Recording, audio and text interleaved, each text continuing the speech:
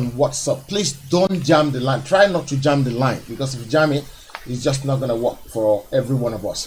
Thank you very much, guys. Now I'm going to be pinning that number to YouTube as well, or to Facebook as well, so that people can actually ask their question on Facebook as well.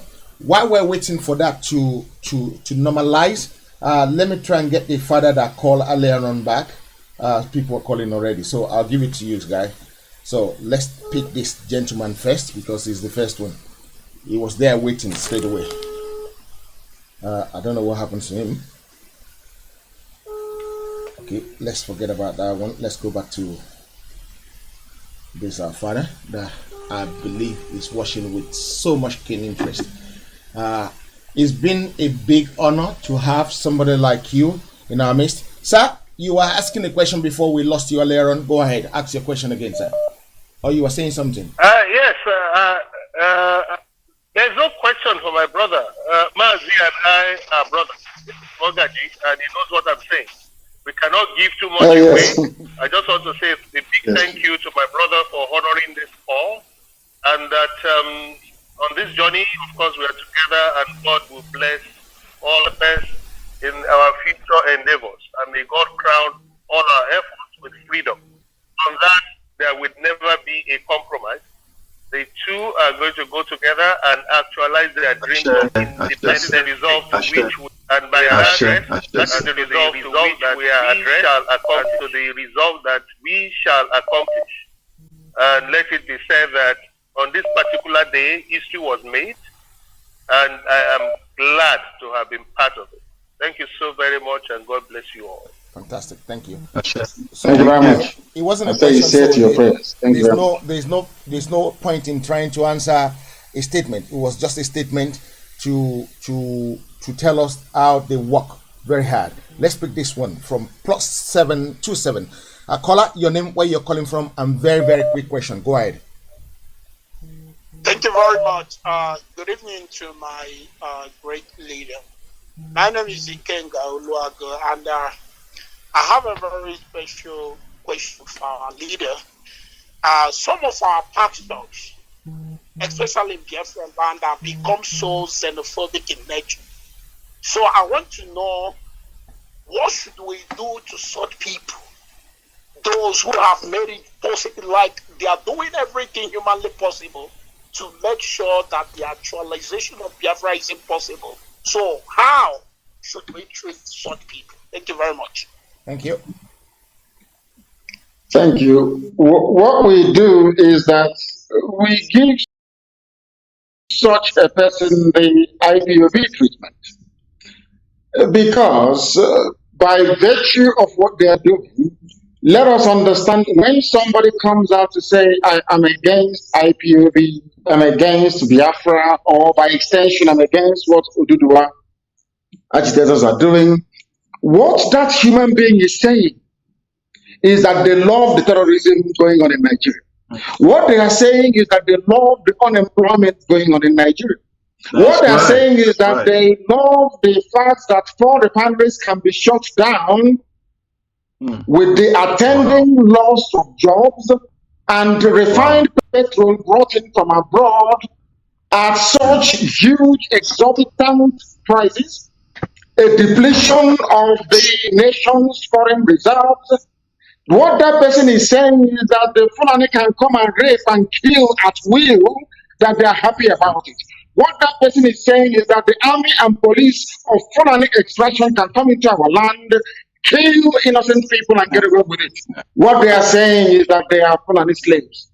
What they are saying is that they want us to continue to live in servitude and oppression. Such people, quite frankly speaking, doesn't deserve to live. But because we are peaceful people, if they have come to perpetuate our existence in the misery that is Nigeria, we shall also make their lives miserable. Thank you very much. Caller, go ahead. Your name and where you're calling from, sir. Okay. Hello. Good morning, my leader, my able leader, Mazi Nnamdi Kanu. Good morning. I'm calling from Malaysia. Go ahead. Good evening from here. So my name is Ofod Meme.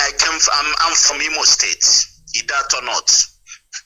My question is this: I have been calling you Friday interactive to because I had that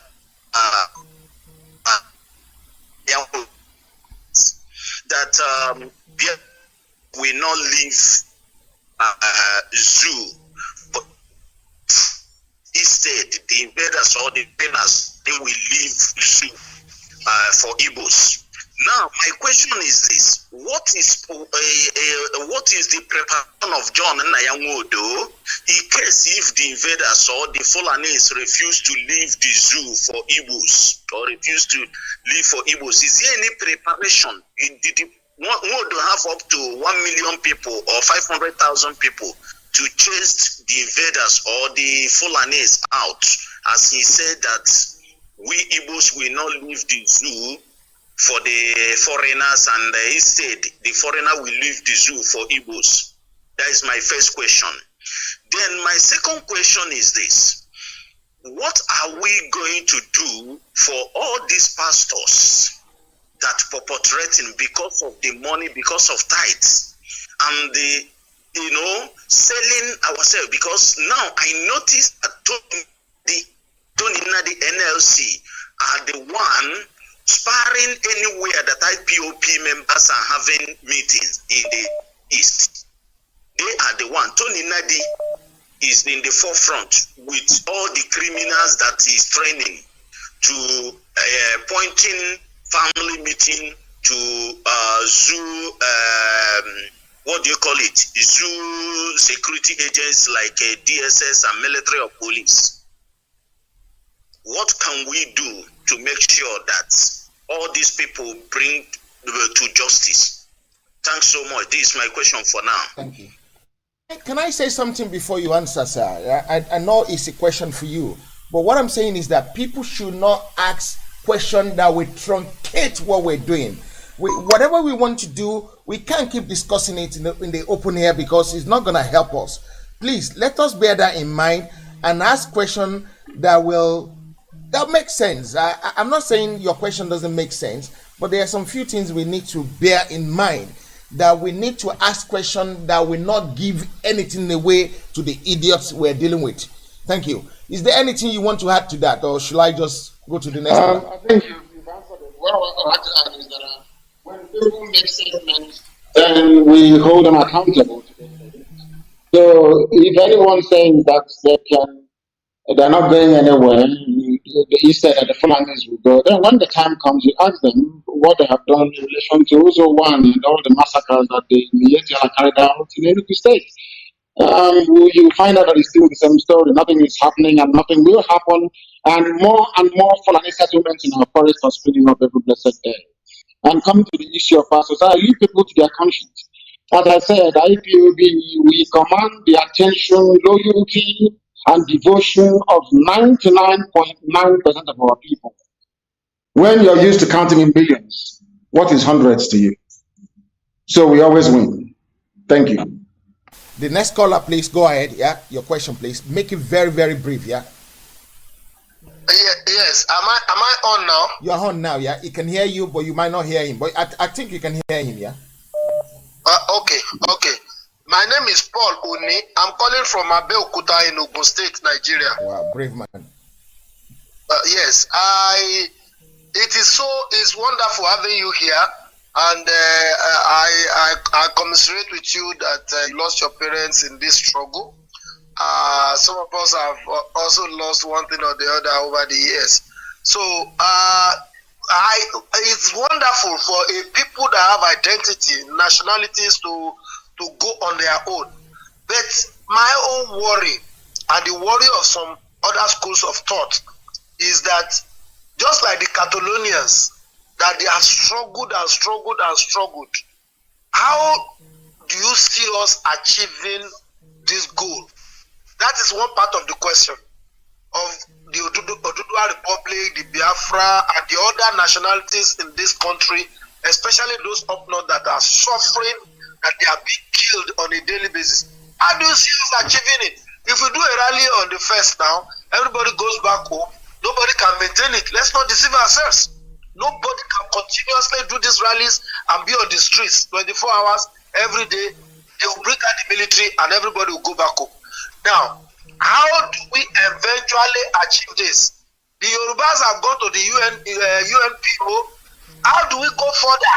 How do we achieve this? When we have a country that is legitimately, constituted as a nation, who has the power of the military, power of the forces behind them. That is one part of the question.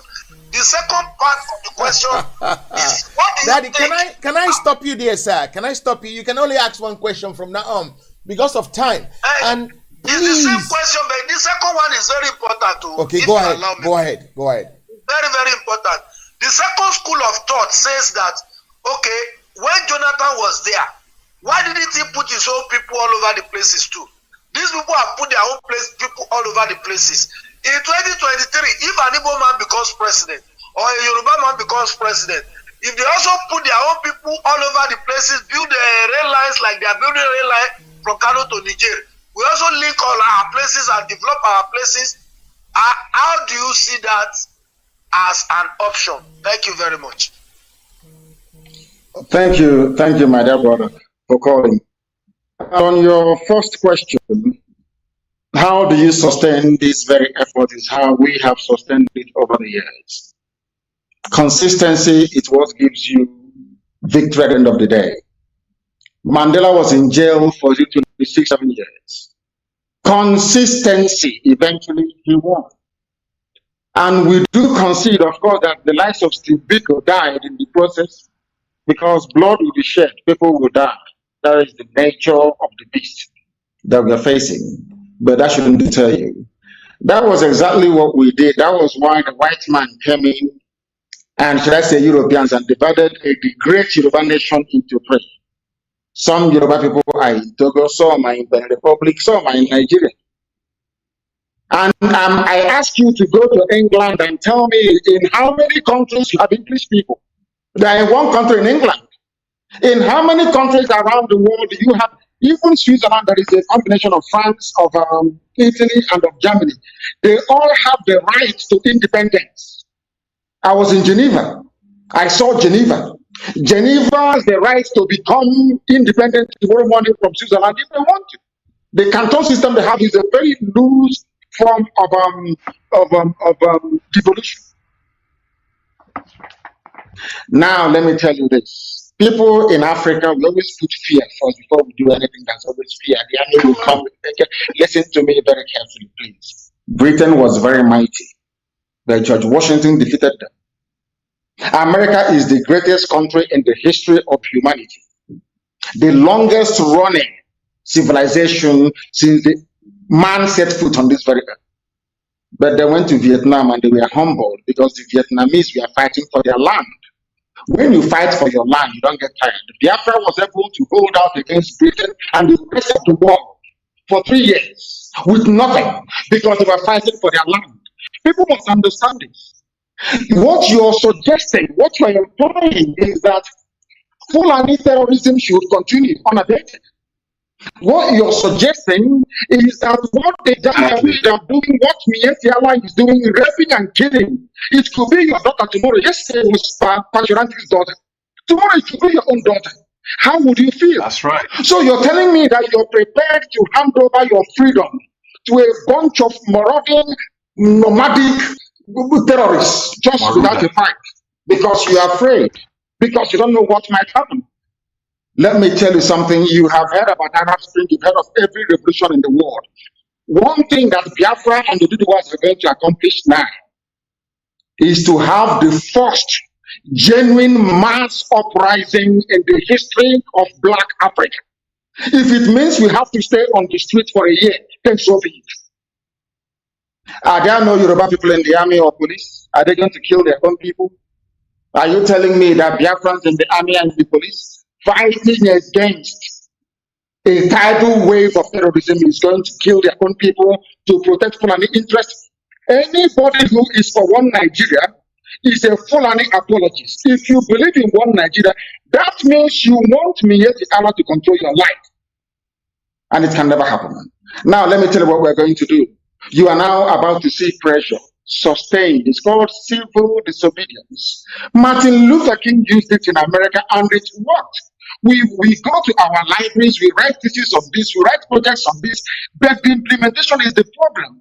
That is the issue with a black man. To implement that thing they have read is always a difficulty until we came and change the narrative. It's called civil disobedience. There are many ways you can disobey the government without breaking the law. And if you don't do it, the world will not understand how dire and critical your condition is. These are the things you must appreciate and understand. Coming to your next question, you appoint, if you like, my dear brother, if you're the president and you appoint every Yoruba person in the world into your cabinet, NEPA will still not give you light 24 hours a day. The schools will still be very, very poor. Do you know why? Because of the institution upon which Nigeria rests. Nigeria is resting on corruption, ineptitude, and mediocrity. Even if Jesus were to come down from heaven to be the president of Nigeria, things can never improve. That is the way the place is. And let me ask you a simple question. Did your grandfather or your ancestors create Nigeria? Who created Nigeria? The man that created Nigeria to serve the interest of his country, not your interest. And you, as a black man, you have come to sustain such falsehood. And that is why you cannot develop. That is why you have no electricity. That's why you have no good roads. That's why you have no housing. That is why if you graduate, there are no jobs. Because we as black people, we don't go back to the root of the problem. We always prefer cosmetic outlook, or should I say outcome. The fact of the matter is this: with this new alliance now in place, the zoo will crumble. And I hope there will be no election in 2023. You know, when I was calling for election boycott, people don't know the meaning of it. They don't know the meaning of civil disobedience. Imagine if we had boycotted elections in 2015 or 2019. Do you think, what do you think will happen? By now, that restructuring that some of you are calling for, they will be begging you to have it. Because nobody voted, and the world will be asking, why didn't they vote? They are angry. Only then can the world step in. This is just simple common sense. And I'm sure we can remain resolute enough to carry this thing to the sweet conclusion, I would say. Thank you very much. Mr. Moderator, sorry, I have one word for Paul Oni. Can I just give him the word?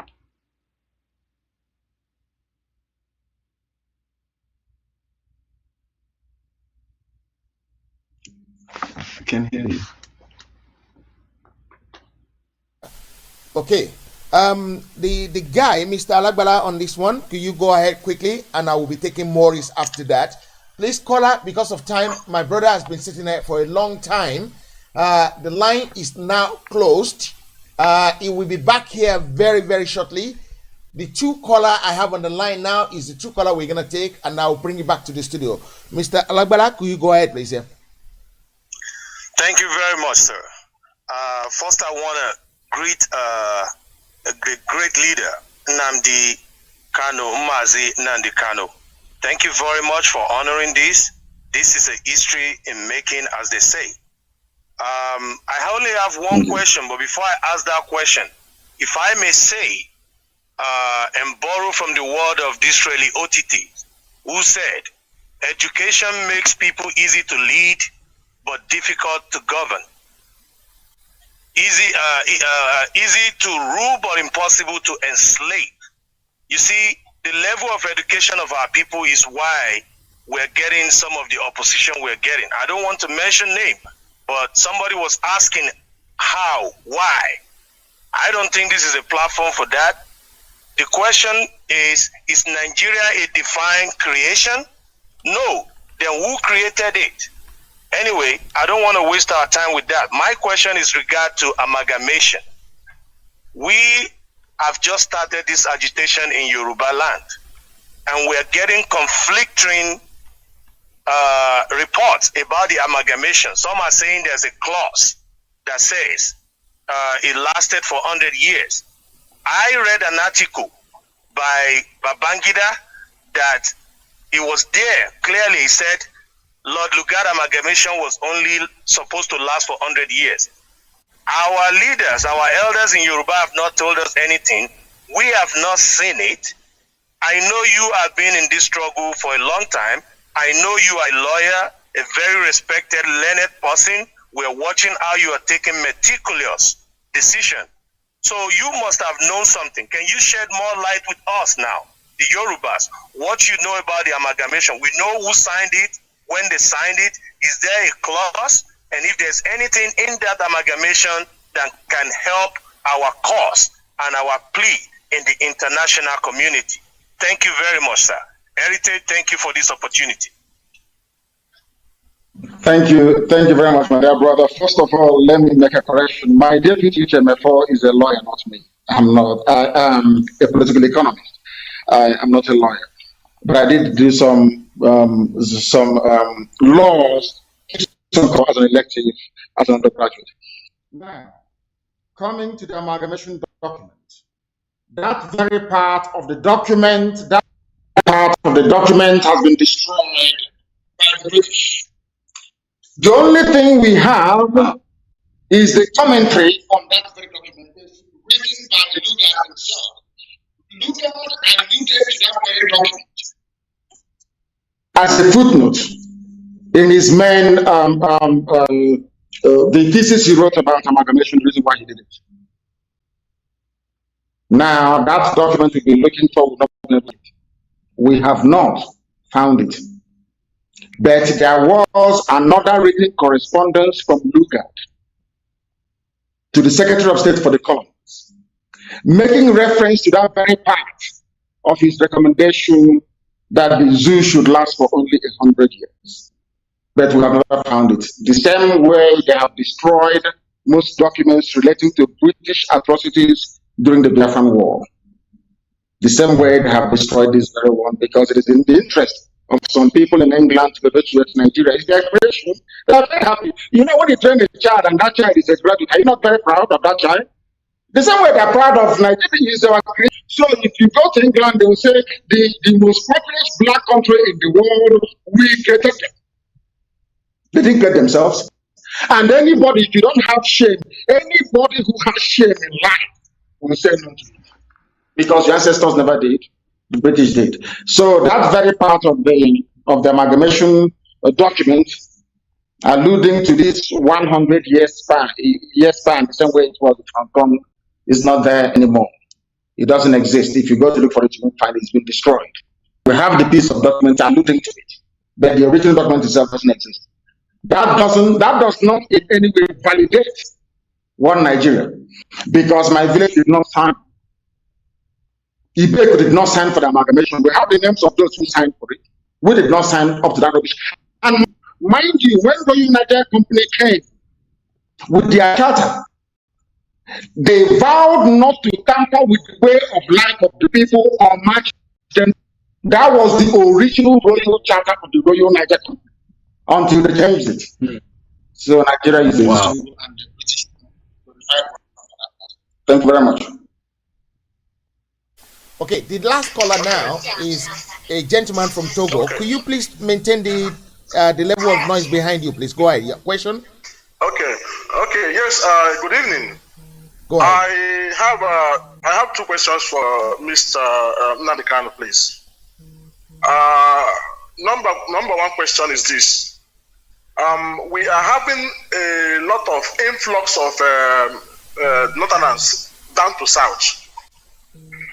They are coming in day in, day out. So my question is this: wouldn't their influx down to East affect a referendum if it's there to come? Wouldn't those steady influx of Northerners affect any referendum should any come in the future? Then number two question: since we have lost confidence on Ohanese, is it not possible for the IPOB and other interest group to come up with a better apex group that can represent us better in foreign or Nigerian affairs? Thank you. Good evening. That's my two questions. Thank you. On your first question, it will not affect it because before any referendum or place visit is conducted, there must be parameters that will be agreed. And you cannot just bring somebody, a Janjaweed, to come in who hasn't lived in our land for 5 years, not on the voters register, and then you want them to go and participate and vote. I know I've mentioned voters register, and I know some influencers and baby saboteurs will start saying, oh, but you don't want people to go and register. When the time comes, before a referendum is conducted, of course, the register will be opened up, and people will now be allowed to go and register. And if you have not been domiciled on land, I think that's the international standard. Up to 5 years, you're not allowed to vote. And I'm sure that a referendum will come sooner rather than later. So they cannot vote. Coming to Ohaneze, that is, Ohaneze as an institution is fine. It is the people inside it that's making it look bad. So I do believe very strongly that, you know, when this present crop of very corrupt, compromised leaders are out, then we'll have the likes of our own version of Baya Lebenja who will be there and speaking the truth every blessed day, not minding whose ox is God. That is the type of men we need. Mbasulika Mejis of this world. People stand up and speak the truth always. Not when you speak the truth, you get a call from your body and then you start messing yourself up the next day. No. And I'm sure it's going to happen. We want to leave that office in the next 4 months. Maximum is up. And a new breed will come in. And may God help them if they mess up this time around. Thank you. Great. Thank you, our formidable leader. We really appreciate your effort. We thank you for what you've done today. It's been a lovely day, a great day in the history of mankind, because this is the beginning of something good to come that will deliver us. A force that will truncate the effort of the zoo government that will give us what we're looking for. I would like to sincerely and privately thank Mazi Nnamdi Kanu, who has been with us for the last 2 hours or so, 2.5 hours nearly. I want to say a very big thank you for coming today. Should we arrange another one for the future time, or should we leave that one and arrange that one privately? Hopefully it will be, we'll have one close to when the time the referendums will be held, or referenda will be held, both in Biafra and Ufuoma. I will be glad to come, yes. Great. Thank you very much for that analysis. Guys, I want to say a very big thank you for you even watching the program. And I'm sorry we couldn't answer all the calls. The calls, I probably have about 638 missed calls already. I'm sorry, guy. Your last word, Olayomi Koiki. I must say a good, thank you once again for making it out. And I'm sure, Heritage, Mr. Adetamo says, the future is brighter. And like I have already put a stand on it, we will not hold election in 2023. Amazing. Amazing. Thank you very much.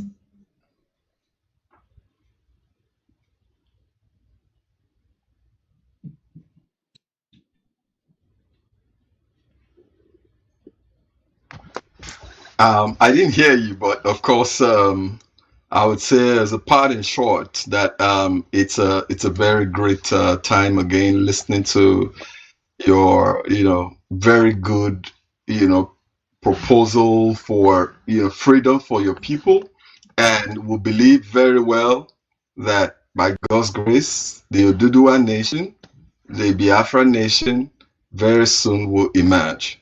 Thank you very much again. And it's a pleasure actually having you here. Thank you. Thank you. You're kind. Thank you.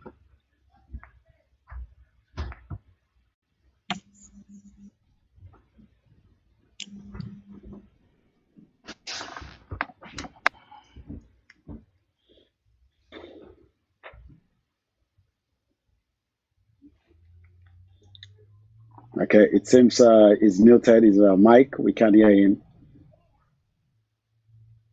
We lost your voice. Okay, can you hear me now? I'm sorry for that. Yes, About the referendum, you can now, yes. The title of the referendum is Protecting the People of the Southern Nigeria from Fulani Genocide. And it says, are we going to wait around and see another Rwanda happening in the southern part of Nigeria? What will you advise or will you advise more people from the East to also sign this referendum as a way of pushing something, the petition, as a way of pushing it forward? Over to you. Your last word as well, along with it, so that we can let you go. Thank you very much. What I would suggest is that we actually expand it to include the Middle Belt as well. The Christians of Southern Kaduna that are suffering, and these are Hausa people. Also, the Bachama people of Plateau State are also suffering. The Tigris are suffering. Everyone is suffering. And since we are genuine and sincere about our intention to free everybody, it is my humble suggestion and recommendation that this very petition be expanded to include those who inhabit that very treacherous terrain, or should I say that made treacherous by the Fulani people, so that the Middle Belt should also be part of this very petition, because they too are suffering, and we want them to be free as well. Very, very critical, and that petition will be signed by all who would campaign, and it will be signed by all. Anyone who doesn't sign it, that means that you're giving us a way to Fulani Janjaweedism, and it's not a type of condition that we would like to live under. And by way of closing remarks this very evening, I want to thank Heritage. I want to thank the Yoruba One Voice all over the world, the Yoruba World Congress, everybody who has made it possible for us today to interact in a way that a few years ago would have been deemed impossible. That goes to tell you that in life, or should I say in politics, nothing is impossible, everything is possible. Our goal is one, our mission is one, and that is freedom. Not just freedom for Biafra or for Ududua, but for every trapped nationality within the damnable zoological republic. And that is the solemn pledge that we're making this evening, that we will not stop until everybody is set free. I thank you all once again for listening and for watching us from wherever you are around the world. And until we meet here on this platform elsewhere, good evening from here. Nice. Well, it was a very nice broadcast from every one of you guys. I want to again thank you, all the people that have taken their time. I know your time is very precious and your data is very important as well, but the most important thing is your freedom. Your freedom is more important than anything else in the whole world. I want to thank everybody who has been listening. I want to thank everybody who has been watching. I want to thank everybody who has supported this program. From everybody that tried to call in and couldn't get in. I'm so sorry that you couldn't get in, but it's just the way things run. The petition has been pinned underneath there. I will amend the headings tomorrow so that we can move on and get it signed to the right figure. Once again, the leader of the IPOB, Mazi Nnamdi Kanu, we thank you for coming. Guys, until again we come your way again, I remain loyal to this and committed to this struggle.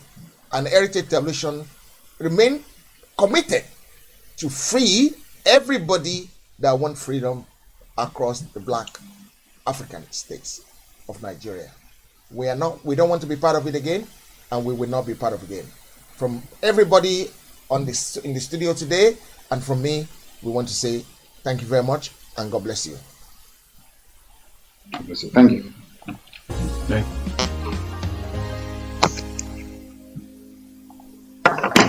What a very good show. Can you? Another Savior, holy, holy, holy, holy, another Savior, holy, holy, holy, holy. Well, this is MAOBI N. This is dedicated to the gallant heroes of the Nigerian Biafra War and IPOB families all over the world. I remember the Nigerian Biafran War, in the thickness of the Biafra genocide. Hey, one man revived the vanishing hope to life. Let the great Biafran army to fight, and they were singing out, holy, holy, holy, holy, all the men will do is another Savior. They were singing out, holy, holy, holy, holy, all the men will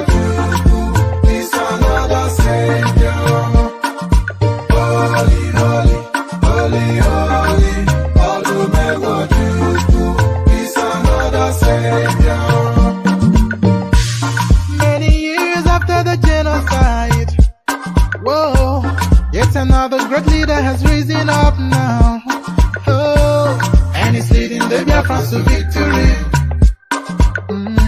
Inyomadika, yabika kwa namno wow. Hey, ana mekele mazuche mefo. Manemo, it's an honor having you on board. When I'm singing along, holy, holy, holy, holy, Nnamdi Kanu, it's another Savior. Holy, holy, Nnamdi Kanu, it's another Savior. When I sing along, holy, holy, holy, holy, holy, holy, holy, it's another Savior. Getting moving right and getting moving faster now. Holy, holy,